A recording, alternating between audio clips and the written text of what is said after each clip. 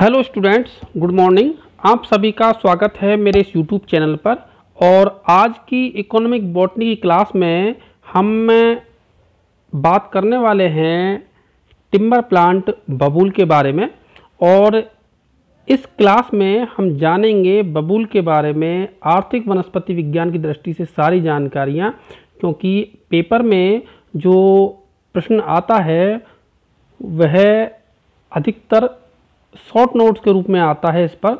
तो ऐसे में जो है हम इस पर इकोनॉमिक बॉटनी के पॉइंट ऑफ व्यू से सारी जानकारियाँ प्राप्त करेंगे। तो जैसा कि हम सभी जानते हैं कि जो बबूल है वो एक बहुत ही सामान्य पादप है, विशेषकर हमारे राजस्थान में पाया जाने वाला, क्योंकि राजस्थान जो है चूँकि एक मरु प्रदेश है, तो ऐसे में ये जो प्लांट्स है वो यहाँ के लिए बहुत ही ज़्यादा अनुकूलित है।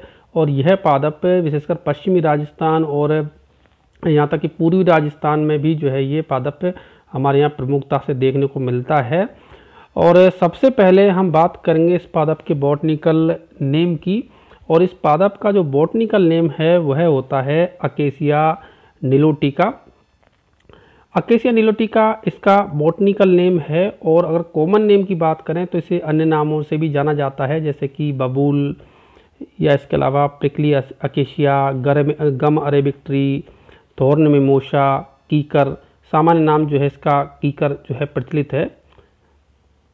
अगर हम इस पादप के फैमिली की बात करें तो इस पादप का जो फैमिली है वह है फेबेसी, जिसको हम लेग्यूमिनेसी भी कहते हैं।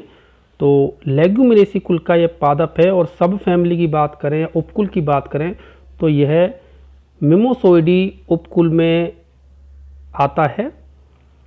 छुई मुई को भी इसी उपकुल में रखा गया है। तो यह पादप जो है वो फेबेसी कुल का है और मिमोसोइडी उपकुल का है। और बॉटनिकल नेम की हमने इसके बात करी ली, अकेसिया निलोटिका या वैकेलिया निलोटिका इसका बॉटनिकल नेम है। अब हम देखते हैं इसकी उत्पत्ति कहाँ से हुई है और इसका वितरण क्या है।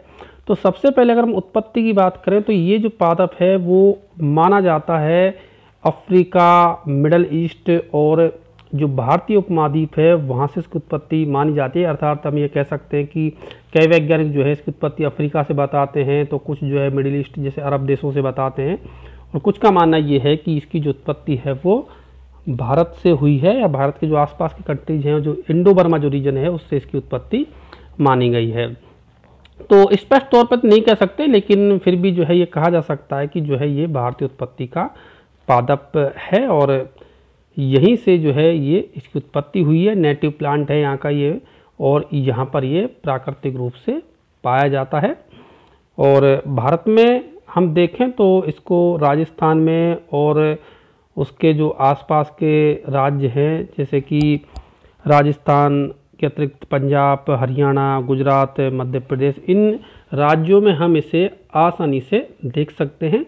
और विश्व में अगर इसके वितरण को देखें तो यह वृक्ष जो है हमें देखने को मिल जाएगा अरब कंट्रीज में, इसके अतिरिक्त अफ्रीका महाद्वीप के कई देशों में देखने को मिलेगा, इंडिया में, पाकिस्तान में, बर्मा, और इन्हीं देशों में जो है ये हमें देखने को मिलता है। तो ये तो बात होगी इसकी उत्पत्ति और वितरण की। अब हम जान लेते हैं इस प्लांट के कैरेक्टर्स के बारे में कि क्या इसमें हमको वानस्पतिक लक्षण देखने को मिलेंगे या क्या इसके बॉटनिकल कैरेक्टर्स हैं। तो बॉटनिकल कैरेक्टर्स की अगर हम बात करें तो जैसा कि हम सभी जानते हैं कि ये जो पादप है वो एक मीडियम साइज का, मध्यम साइज का एवरग्रीन प्लांट होता है, अर्थात सदाहरित पादप होता है। और साथ ही साथ इस पादप में जो है कांटे पाए जाते हैं, थॉर्नी ट्री होता है ये। हम बबूल में आसानी से कांटे देख भी सकते हैं। मैं आपको इसके बॉटनिकल कैरेक्टर्स के लिए इसके जो है चित्र भी दिखाऊंगा, जिससे कि आप बेहतर तरीके से समझ पाएंगे। तो ये जो पादप है वो एक कांटेदार सदाबहार वृक्ष होता है। और इसकी अगर हम ऊंचाई की बात करें तो लगभग 10 से 20 मीटर इसकी ऊंचाई पाई जाती है, जो कि कम भी नहीं है लेकिन बहुत ज़्यादा भी नहीं। तो कहने का तात्पर्य ये कि मध्यम ऊंचाई का जो है ये वृक्ष होता है। और इसकी अगर मूल तंत्र की बात करें तो इसमें मूल तंत्र जो है वो मजबूत मूसला मूल तंत्र पाया जाता है, जो कि पादप को बहुत ही अच्छी तरीके से मजबूती से एक तरीके से स्थिर रखता है और ज़मीन के अंदर काफ़ी चौड़ाई में क्षैतिज रूप से जो है मूलतंत्र फैला हुआ होता है, क्योंकि ये पादप जो है वो जलाभाव के प्रति सहिष्णु होते हैं। तो ऐसे में जो जड़ हैं वो काफ़ी गहराई तक इसमें चली जाती है।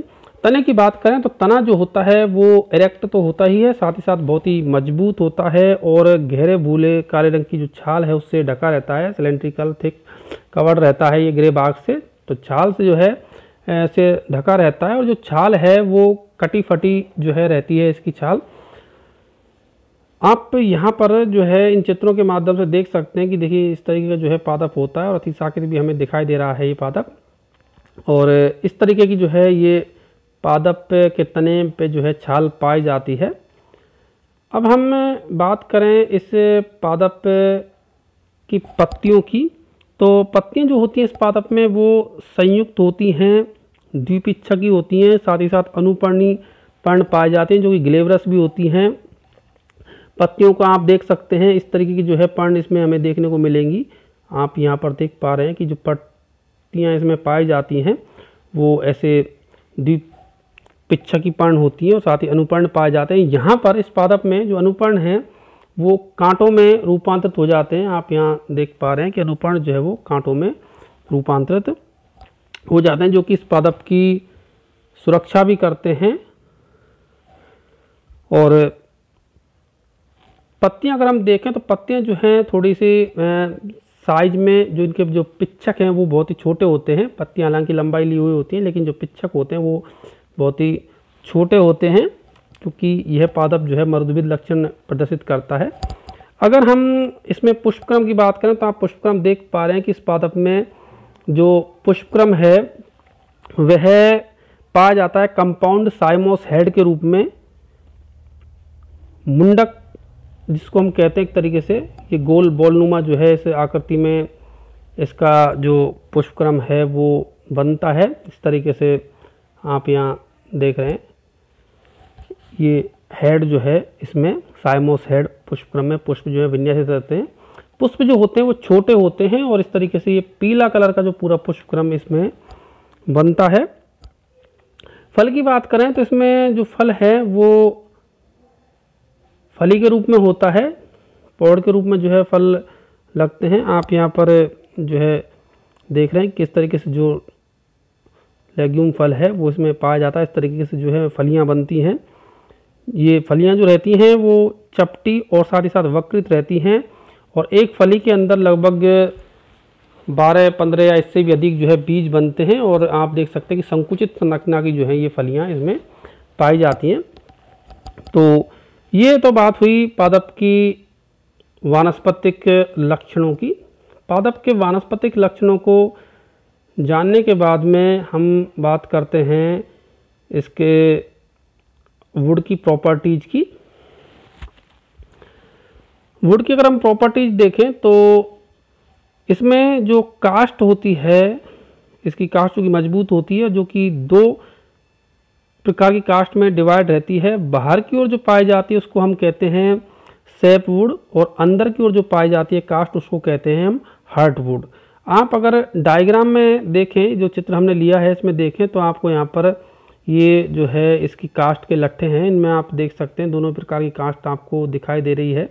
आप ये जो देख पा रहे हैं केंद्र में ये जो गहरे रंग की कास्ट है जो कि थोड़े से ब्राउन कलर की है, इसको हम अंतः कास्ट या हर्टवुड कहते हैं। और ये जो बाहर आपको हल्के पीले कलर की जो कास्ट दिखाई दे रही है इसको हम सैपवुड या रस कास्ट कहते हैं। तो इस प्रकार हमें इसमें की कास्ट में सैपवुड और हर्टवुड में विभेदन जो है देखने को मिलता है। ये जो अंदर वाली कास्ट होती है वो धीरे धीरे जो है समय के साथ काटने के पश्चात जो है थोड़ी कत्थई रंग की हो जाती है, जैसा कि आप डायग्राम इसमें देख रहे हैं चित्र में। और ये जो अंदर वाली कास्ट है वो कठोर होती है, साथ ही साथ ये जो है एक हल्के ग्रंथिल ग्रेन युक्त होती है। टेक्सचर भी जो है इसमें बन जाते हैं और यही जो कास्ट होती है वो काफ़ी काम की होती है। कास्ट जो होती है इसकी वो गंध रहित होती है और साथ ही साथ परमानेंट चिरस्थायी होती है। इसको हम एयर सीजनड भी कर सकते हैं, वायु से संशोधित कर सकते हैं, इसको जो है धूप में सुखाया जा सकता है जी वही। तो इस प्रकार की जो कास्ट है वो देखने को इसमें हमें मिलती है, जो कि काफ़ी मजबूत किस्म की कास्ट होती है और बहुत सारे जो है उपयोग इस कास्ट के होते हैं। अब अगर हम इसके उपयोग को देखें तो बबूल के उपयोग जो हैं वो काफ़ी सारे उपयोग हैं बबूल के। एक तो जो इसकी कास्ट है वो काम में ली जाती है विभिन्न प्रकार के गाड़ियों के पहिए बनाने में, बैलगाड़ी बनाने में, या इस तरीके से अन्य जो चाहे हम देखें तो तख्ते बनाने में या फिर घर का फर्नीचर बनाने में, बहुत सारे जो काम हैं वो इसकी कास्ट के द्वारा किए जाते हैं। विभिन्न जो लोहे के औजार होते हैं उनके हत्थे बनाने में भी जो है इसका प्रयोग होता है। पुराने समय में हल, जुआ, इस तरह की जो चीज़ें बनाने में इसका काम में लिया जाता था, क्योंकि मजबूत कास्ट होती है। साथ ही साथ अगर हम देखें तो इस बबूल के जो है फोरेज और फोडर के रूप में, चारे के रूप में भी जो है इसका इस्तेमाल किया जाता है। विशेषकर जो पशुधन है, चाहे वो बकरियां हैं, भेड़ हैं, ये इस तरह की जो इनकी पत्तियों को चाव से खाते हैं।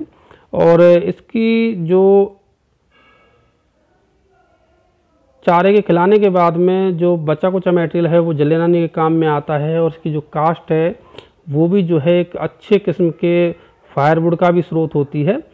इसकी जो हरी, एक तरीके से कह सकते हैं, जो मैं पेड़ में से तोड़ करके जो शाखा है वो दातुन करने के काम आती है, अर्थात कह सकते हैं कि टूथ ब्रशिंग में काम आती है। साथ ही साथ अगर हम देखें तो इसकी छाल जो होती है उससे टैनिन प्राप्त किया जाता है, जो कि चमड़ा उद्योग में प्रयुक्त होता है। चमड़े को रंगने के जो है काम में ये छाल जो है आती है। और इसके तने से जो है वो गोंद प्राप्त होता है। गोंद का जो है स्राव होता है इसके तने से, और इस गोंद को इकट्ठा करके फिर बाद में काम में लिया जाता है। इसके अतिरिक्त जो है फर्नीचर निर्माण में भी इसका प्रयोग किया जाता है। फर्नीचर जो है अच्छी क्वालिटी का फर्नीचर इससे बनता है, हालांकि सागवान जैसा नहीं, लेकिन फिर भी जो है एक अच्छी क्वालिटी का फर्नीचर इससे बन सकता है, चाहे वो दरवाजे हों, चाहे सोफे हों। इस तरीके की जो फर्नीचर है उसके निर्माण में काम में लिया जाता है। इसकी कास्ट जो होती है वो वजनदार होती है, तो ऐसे में जो बहुत सारे फर्नीचर जो आइटम हैं वो इससे बनाए जाते हैं। तो ये तो थे इसके उपयोग। इसी के साथ आज की हमारी ये क्लास यहीं पर समाप्त होती है, जिसमें हमने चर्चा करी बबूल के बारे में।